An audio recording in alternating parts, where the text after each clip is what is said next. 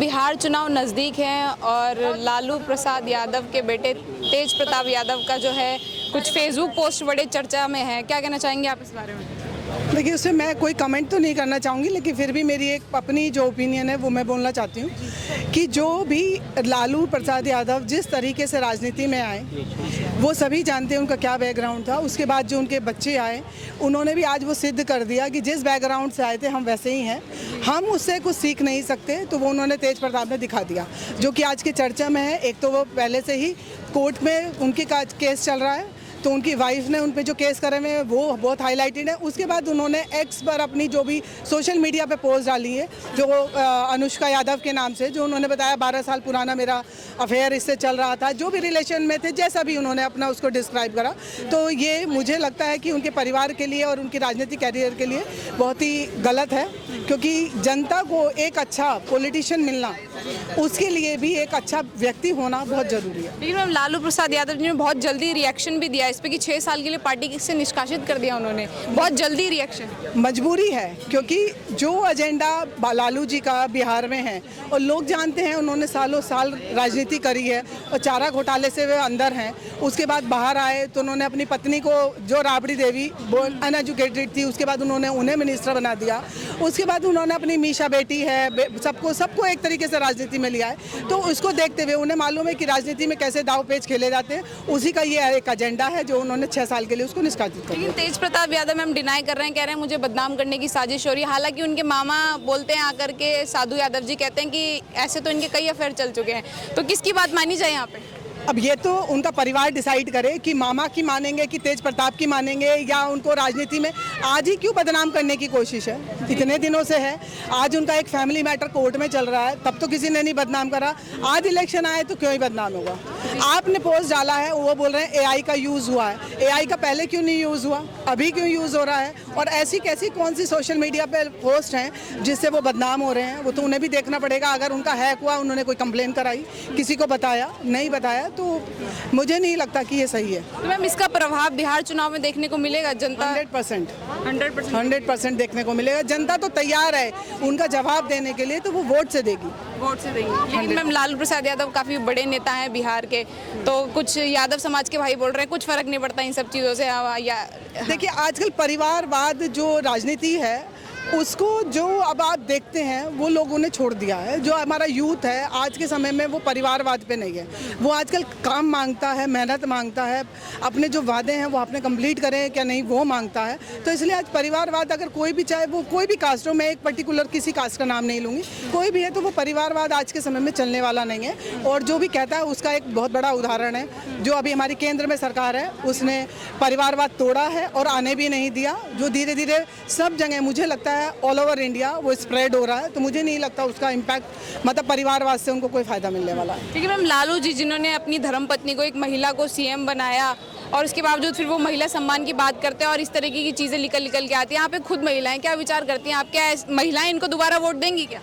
देखिए, वो महिला का सम्मान होना एक पॉलिटिकल कैरियर था कि उन्हें मालूम था कि अगर सीट मेरे से गई तो दूसरे पे जाएगी, तो उनके हिसाब से चल नहीं सकता। आपने एक ये टीवी पे आजकल शो आते हैं, आपने उसमें भी देखा होगा, जो दिखाया गया राबड़ी के ऊपर ही बना हुआ है वो।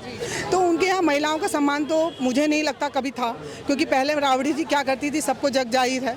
तो उन्होंने केवल और केवल अपने पॉलिटिकल कैरियर को बचाने के लिए और अपनी सीट को और अपना प्रभाव बचाने के लिए केवल उन्होंने अपनी वाइफ को उन्होंने चार्ज दिया। और रही बात सम्मान की, तो सम्मान तो आप उनके यहाँ केस चल रहा है, वो अपनी बहू को, मतलब जो उनकी डॉटर इन लॉ है उसको कैसे ट्रीट कर रहे हैं, वो तो रात भी टीवी चैनलों पे उनका वो चल रहा था इंटरव्यू, उन्होंने जो बताया, अगर वो सम्मान है तो मुझे लगता है कि ऐसे इंसान को दोबारा राजनीति में नहीं आना चाहिए। अच्छा मैम, अगर मैं बिहार स्टेट की बात करूँ, क्या लग रहा है इस बार वहाँ पे सरकार बदलेगी या जो मौजूदा गवर्नमेंट है वो अच्छा विकास कर रही है? देखिए, मौजूदा सरकार विकास तो कर रही है, लेकिन उसके लिए एक हमें हेल्दी विपक्ष होना भी बहुत ज़रूरी है।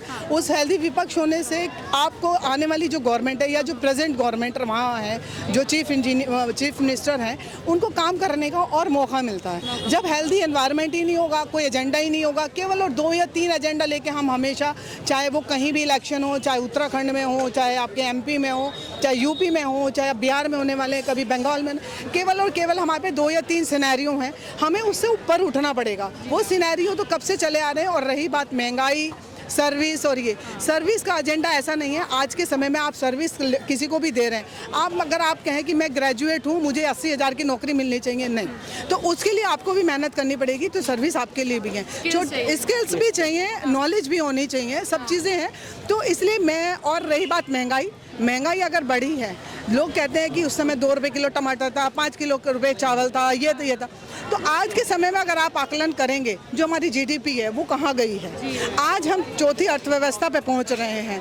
कहाँ हम कभी नीचे से भी नंबर 1 नहीं आते थे, आज हम चौथी अर्थव्यवस्था पे पहुंच रहे हैं। अगर मेरी सैलरी आज 2 लाख रुपए है, तो क्या आज मैं वो 2 रुपये किलो टमाटर लेना चाहूँगी? नहीं। इन सब मुद्दों को छोड़ते हुए एक हेल्दी इन्वायरमेंट इलेक्शन के लिए बनाना चाहिए, जिससे कि आने वाली जो हमारी अपकमिंग जनरेशन है या जो ये युवा यूथ है, उन्हें एक हेल्दी इन्वायरमेंट मिले और हेल्दी अप्रोचेस मिले। अच्छा, कि आखिरी सवाल मैम, आपने जो ये सर्विस की, एम्प्लॉयमेंट की आपने बात करी, लालू जी बोलते हैं जितना रोजगार हमने अपने टाइम में बांटा सरकारी रोजगार, उतना कोई गवर्नमेंट दे ही नहीं सकती है। बिल्कुल उन्होंने बांटा, मैं मना नहीं करूंगी, केवल किसको। फिर वहीं एक परिवारवाद आया। अगर मैं एक पर्टिकुलर नाम लेके करूंगी तो हो सकता है कि मेरे ऊपर भी कमेंट आने लगे, मैं वो नहीं बात करूंगी। लेकिन आप देखेंगे वही एजेंडा उठ के आया, क्या? केवल एक परिवारवाद। आपका भाई, आपका मौसा का लड़का, आपका फूफा का लड़का, आपकी बहन का लड़का, आपकी बहन, आपकी ताया चाया, सब आप लग गए।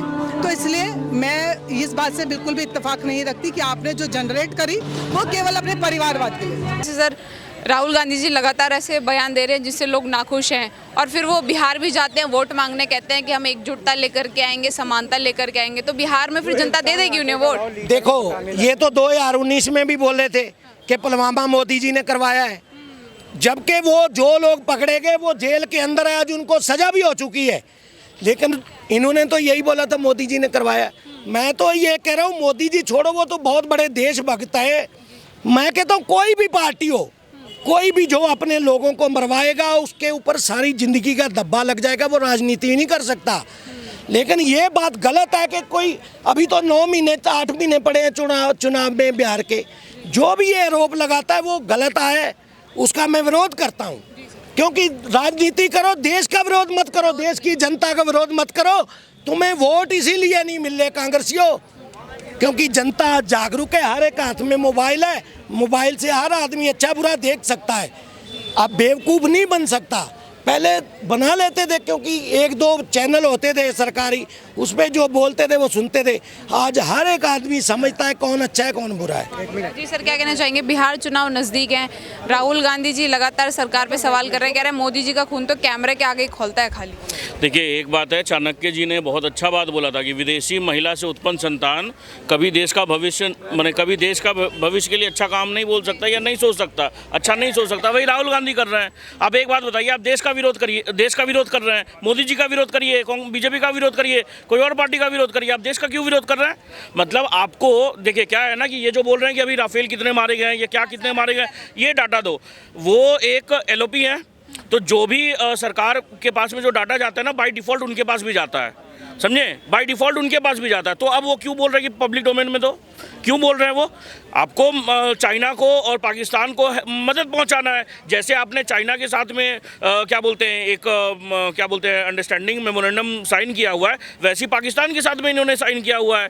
ये देशद्रोही पार्टी है, समझे, बस देश को बरगलाने का काम किया और कुछ भी नहीं।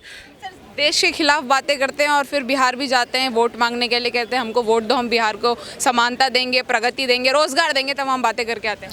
मैम, ये कुछ नहीं दे पाएंगे, समझे। आज अगर ये दे पाते तो इनके ही राज्य में तो मुस्लिम इतना ज़्यादा पिछड़े कैसे हो गए?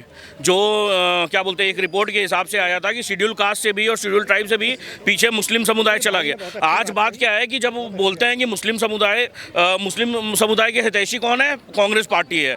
हाँ, तो फिर उनके ही सबसे ज़्यादा देश में किसने राज किया? वही राज किए।